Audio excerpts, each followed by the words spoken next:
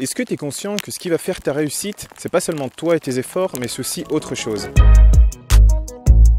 Cette autre chose, c'est l'environnement. Et dans l'environnement, en fait, je décline deux catégories de choses.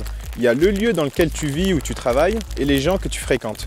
Ce qu'il faut savoir, en fait, c'est que ces deux choses, ça peut être piège ou comme ça peut être ton meilleur ami. Ça peut être des choses qui te tirent vers le bas ou qui te tirent vers le haut.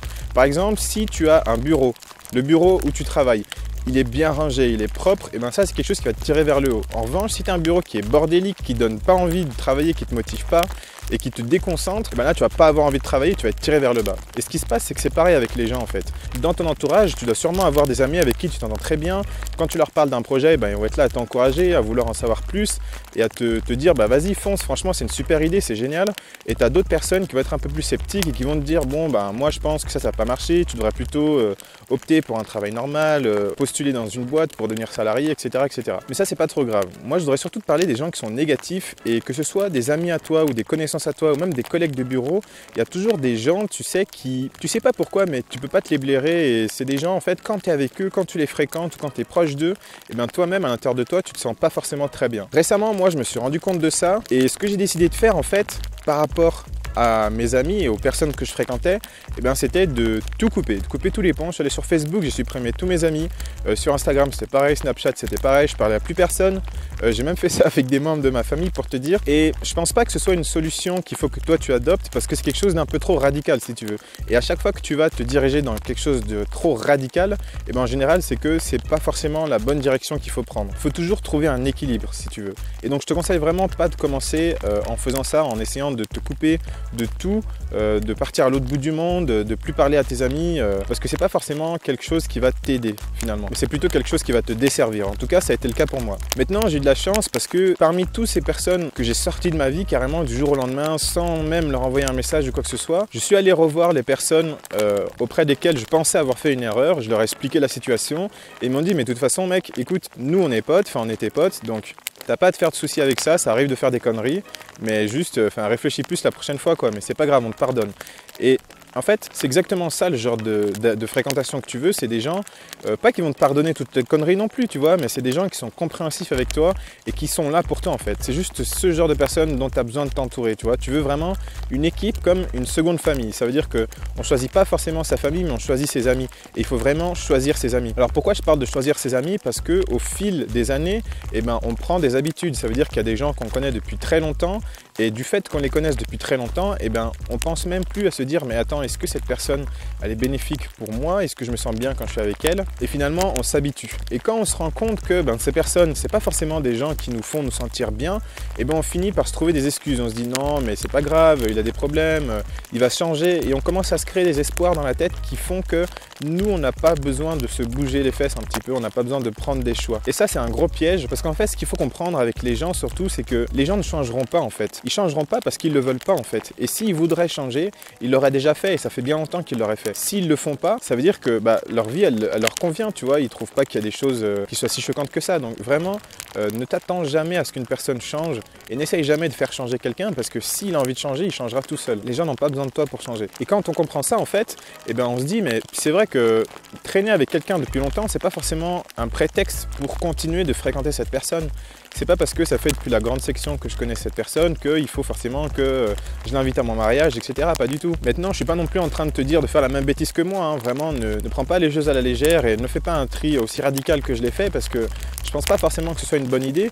Mais ce que je veux dire par là, c'est qu'il faut juste que tu te poses les bonnes questions sur ton entourage, en tout cas que tu te poses des questions sur ton entourage parce que c'est pas forcément un réflexe naturel de se poser des questions par rapport aux gens qu'on fréquente. Et une méthode simple pour te poser ces questions, c'est juste de comprendre que en fait, personne n'a le droit de te faire te sentir mal, que ce soit ta famille, tes amis, ton patron, ton compagnon ou ta compagne, personne n'a le droit de te faire te sentir mal. En général, les gens qui te font te sentir mal, c'est des gens qui ont des problèmes. Et ces gens-là, si tu veux, pourquoi ils te font du mal? Parce que c'est toujours plus facile quand on a des problèmes de remettre la faute sur les autres et de s'en prendre aux autres, plutôt que de se poser seul avec soi-même et de se dire bon ok là t'as merdé, écoute c'est ta faute, donc voilà, assume maintenant. C'est toujours plus simple de s'en prendre aux autres plutôt que de s'en prendre à soi-même et d'assumer. Et vraiment, je te répète encore une fois, ces gens-là ne changeront pas parce que s'ils auraient envie de changer, ils l'auraient déjà fait.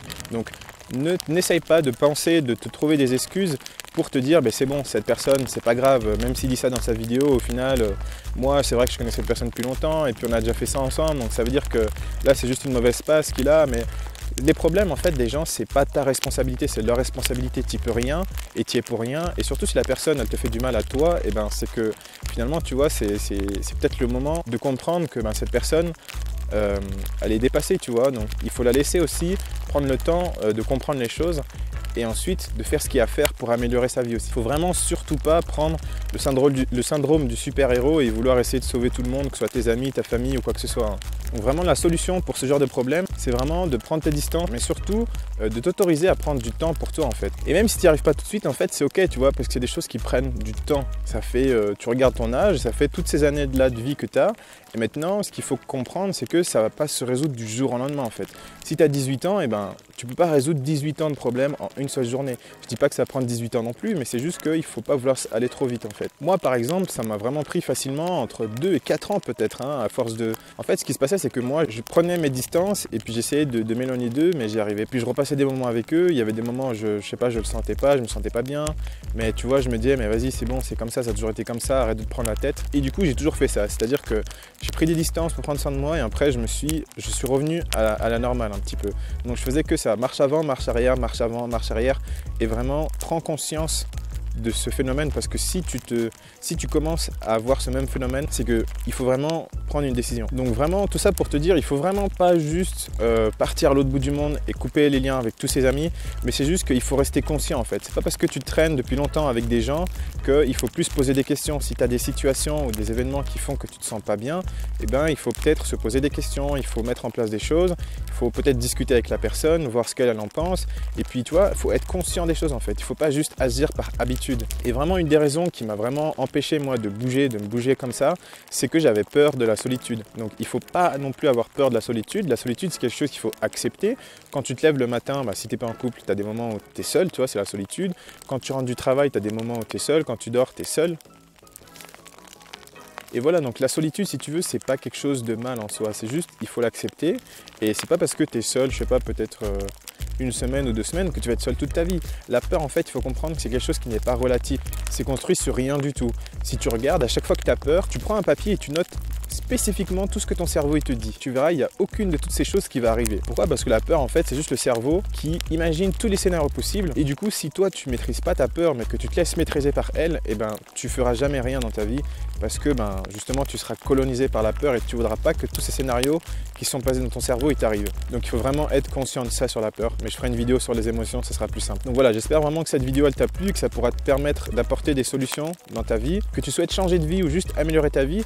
Vraiment, ça, c'est des petits trucs qui vont vraiment faire toute la différence, parce que je prends souvent l'exemple d'une plante, mais une plante, si tu la plantes au Sahara par exemple, dans le désert où il n'y a pas d'eau, il n'y a pas de terre, elle va juste mourir, tu vois. Alors que si tu la plantes dans la forêt amazonienne où le sol est très hydraté, il y a beaucoup d'eau, elle va pousser et ça va peut-être devenir un super grand arbre, tu vois. Donc vraiment, il faut faire attention à son environnement, parce que ton environnement, en fait, c'est ça qui va définir tes résultats. C'est ça qui va définir la quantité d'énergie que tu vas avoir, c'est ça qui va définir ton humeur, c'est ça qui va définir ta qualité de vie. L'environnement, c'est vraiment la chose la plus importante. Donc vraiment ne néglige pas ça et n'oublie pas dans la vie que tout est possible à condition de savoir ce qu'il faut faire puis de le faire correctement. Je te dis à bientôt parce que je me les caille vraiment. Là, je suis à ma campagne. C'est de la grêle que tu entends qui tombe sur ma veste depuis tout à l'heure. Et donc là, je vais rentrer chez moi parce que j'ai un petit peu froid. Je te dis à bientôt. Ciao, ciao.